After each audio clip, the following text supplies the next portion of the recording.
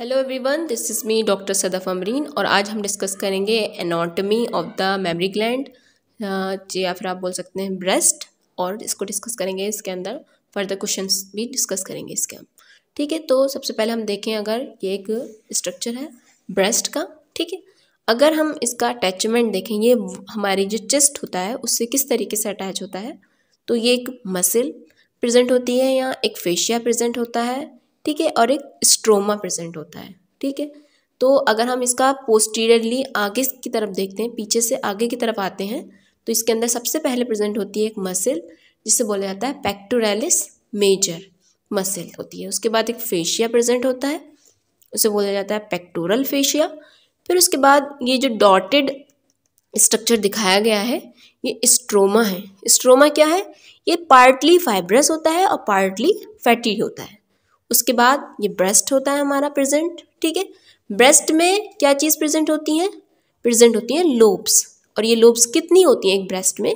15 से 20 lobe present होती हैं एक ब्रेस्ट के अंदर। लोब के आगे प्रेजेंट होता है ये जो थोड़ा सा डायलेटेड पोर्शन दिखाया गया है, इसे बोला जाता है लेक्टिफेरस साइनस और बोलते हैं इसे लेक्टिफेरस एम्पुला। ये सब मिलके आगे बनाती हैं लेक्टिफेरस डक्ट। ठीक है, फर्दर ये आगे बना रही है लेक्टिफेरस डक्ट और ये आगे होता है हमारा निपल। ठीक है, आगे हम देखेंगे इसका detailed structure of the lobe.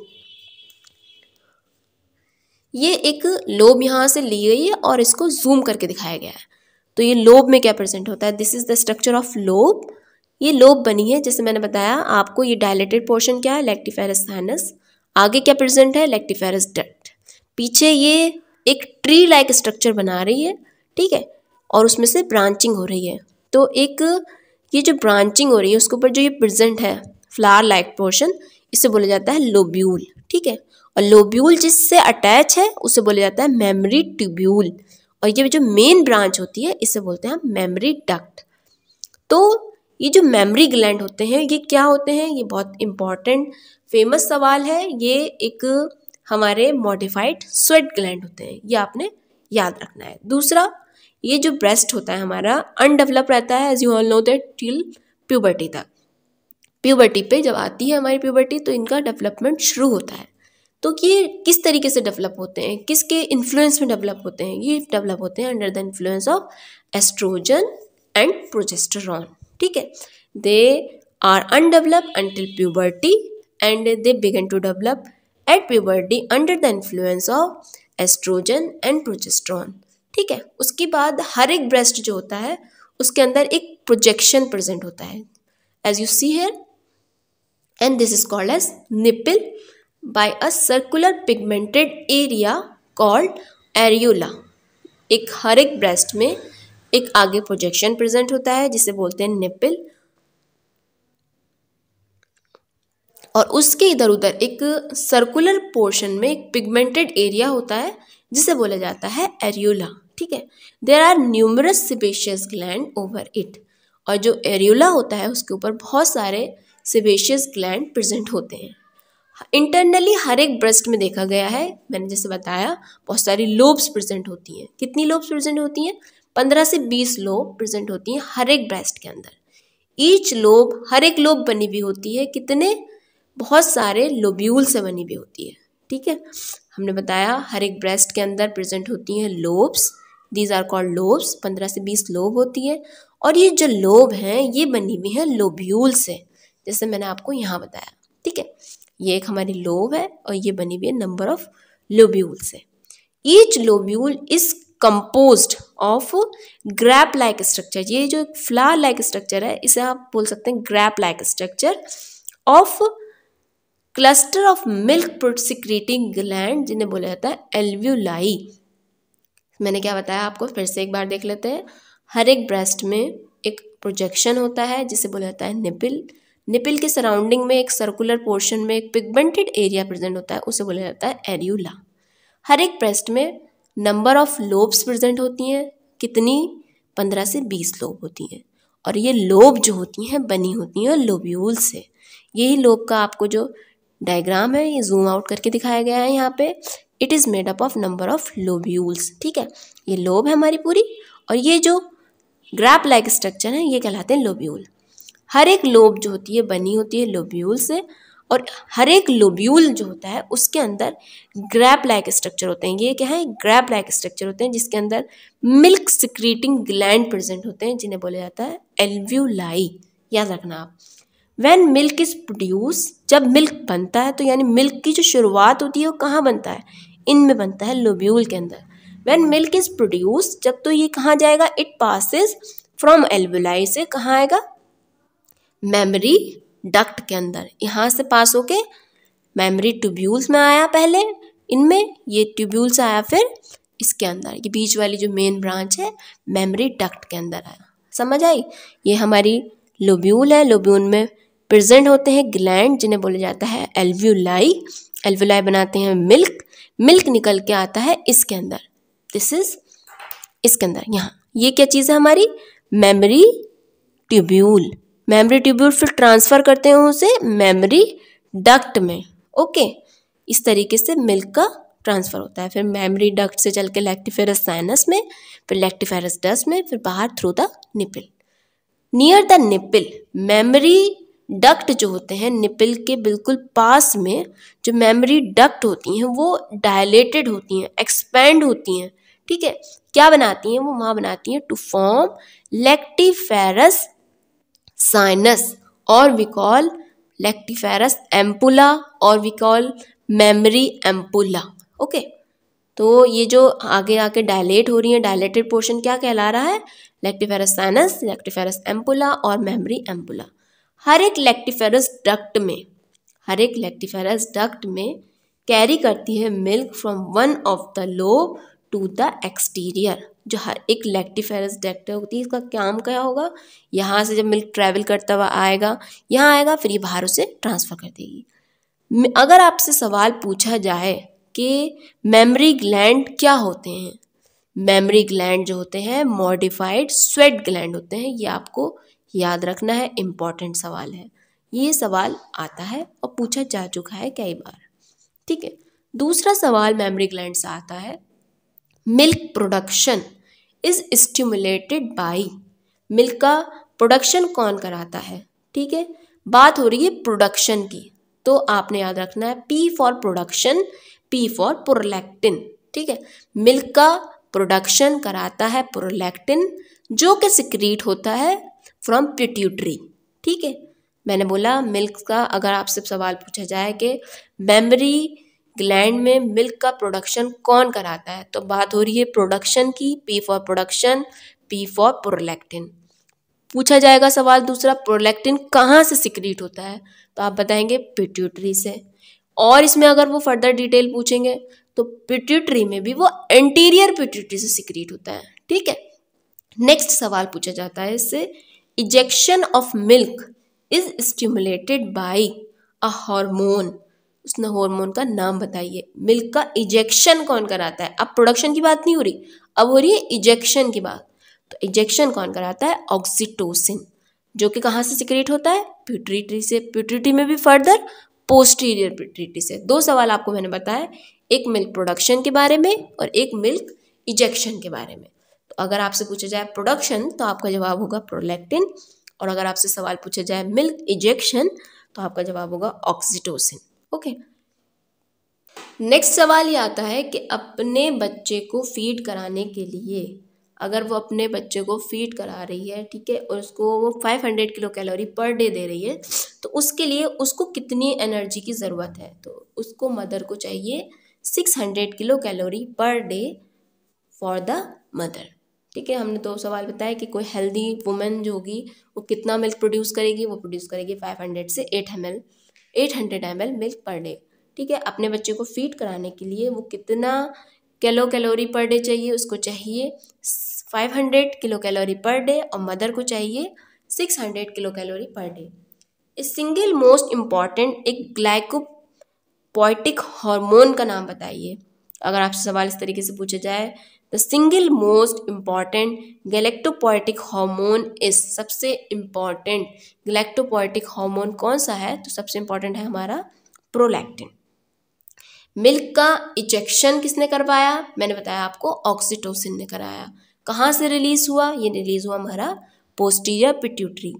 अगर सवाल इस तरीके से पूछा जाए इजेक्शन ऑफ मिल्क का क्या बोला जाता है, कि मतलब इसका साइंटिफिक टर्म क्या है। इजेक्शन ऑफ मिल्क जो होता है बोला जाता है गैलेक्टोकाइनेसिस को। इजेक्शन ऑफ मिल्क के लिए जो टर्म इस्तेमाल किया जाता है गैलेक्टोकाइनेसिस। लैक्टेशन के मेंटेनेंस को क्या बोला जाता है, मेंटेनेंस ऑफ लैक्टेशन को बोला जाता है गैलेक्टोपोइसिस। गैलेक्टोपोइसिस हुआ एक टर्म हमारा, एक galactokinesis. Kinesis means ejection of milk, poiesis means maintenance of lactation. Human milk में सब चीज़ प्रेजेंट होती है। एक सवाल पूछा जाता है कि human milk is poor in, human milk में सब चीज़ प्रेजेंट होती है, क्या प्रेजेंट नहीं होता, तो आपका जवाब होगा आयरन। आयरन जो होता है मिल्क में, ह्यूमन मिल्क में नहीं प्रेजेंट होता, ठीक है। विटामिन सी जो होता है प्रेजेंट होता है ह्यूमन मिल्क में, मगर बहुत ही लो क्वांटिटी में प्रेजेंट होता है। ह्यूमन मिल्क में बहुत ही पुअर होता है क्या, आयरन, जबकि विटामिन सी प्रेजेंट तो होता है लेकिन बहुत ही थोड़े बहुत कंटेंट में प्रेजेंट होता है। ह्यूमन मिल्क में होता क्या क्या है, आखिर आपसे अगर ये सवाल पूछा जाए, ह्यूमन मिल्क में प्रेजेंट होता है फैट प्रेजेंट होता है, और भाई हमारे कैल्शियम प्रेजेंट होता है, मिल्क प्रोटीन प्रेजेंट होता है, लैक्टोज जैसे मिल्क शुगर भी बोला जाता है, सोडियम, कैल्शियम, फॉस्फोरस और पोटेशियम। क्या क्या प्रेजेंट होता है, अगर आपसे कोई पूछे मिल्क में, ह्यूमन मिल्क में प्रेजेंट होता है fat, calcium, sodium, potassium, phosphorus, casein, milk protein और लैक्टोज, ठीक है। अगर आपसे सवाल पूछा जाए एक तरीके, जब हम डिस्कस कर रहे हैं मेमोरी ग्लैंड को, तो साथ ही साथ हम एक चीज़ और डिस्कस कर लेते हैं, कोलोस्ट्रम। कोलोस्ट्रम आपने सुना ही होगा, नहीं सुना है तो चलिए मैं आपको बता देती हूँ।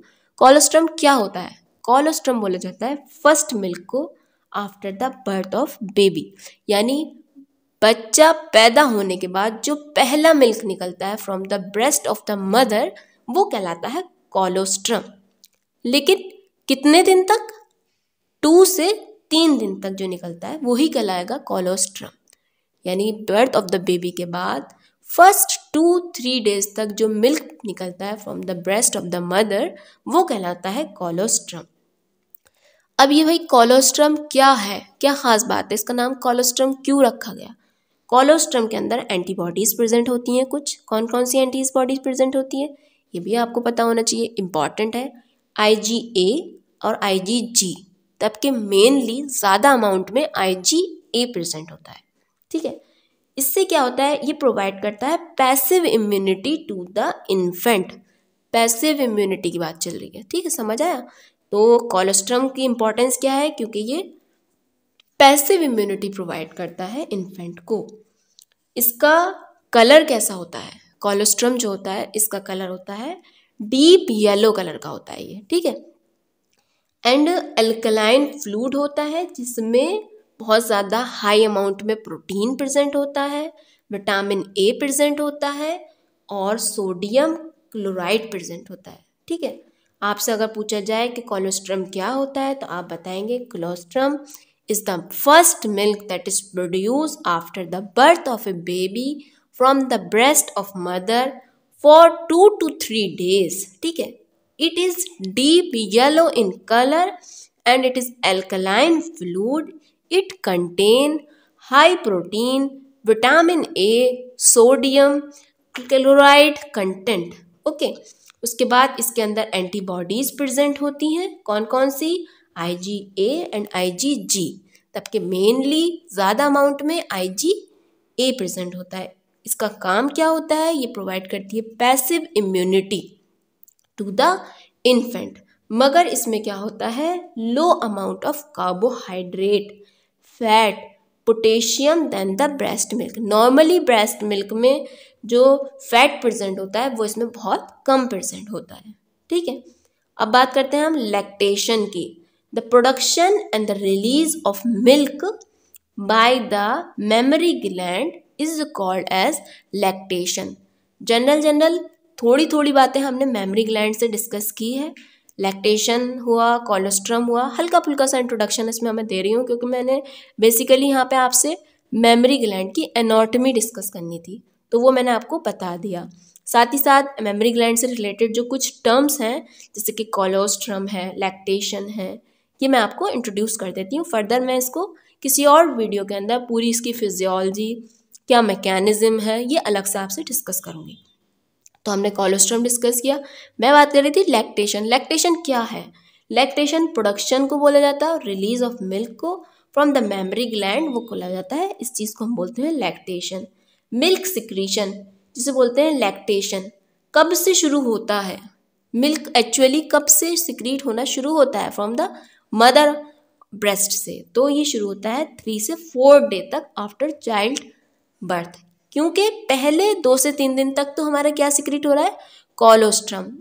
वो लैक्टेशन में काउंट नहीं होगा, वो एक अलग चीज़ है, उसकी अलग इम्पॉर्टेंस है, उसकी अलग अपीयरेंस है, ठीक है। तो यानी अगर आपसे सवाल पूछा जाए मिल्क एक्चुअली कब स्टार्ट होता है सिक्रीट होना फ्रॉम द मदर से, तो आपका जो सही जवाब होगा वो होगा 3 से 4थे दिन पे जो शुरू होता है मिल्क होता है, जबकि 2 से 3 दिन तक जो सिक्रीट होता है वो कोलोस्ट्रम होता है।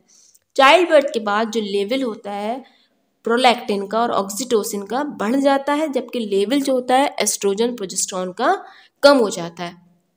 तो हमने इन दिस वे हमने हल्का फुल्का डिस्कस किया मेमोरी ग्लैंड के बारे में, मेमोरी ग्लैंड की एनाटॉमी डिस्कस की, हमने लैक्टेशन को डिस्कस किया क्या चीज़ है, उससे रिलेटेड सवाल डिस्कस किए, कोलोस्ट्रम को डिस्कस किया, कोलोस्ट्रम से सवाल डिस्कस किए। अगर आपको ये मेरा वीडियो अच्छा लगा है, मेरा काम आपको पसंद आता है, तो प्लीज़ दोस्तों लाइक किया करो वीडियो को और अपने दोस्तों के साथ शेयर किया करो। इससे मुझे सपोर्ट मिलता है, मोटिवेशन भी मिलता है। And thank you so much for staying with me and watching my video. If you like, please hit like button and share with your friend. If you have any query, just feel free to comment below in the comment section. I feel happy to answer you. And फिर मिलते हैं आपसे next video के अंदर। जब तक के लिए थैंक यू सो मच।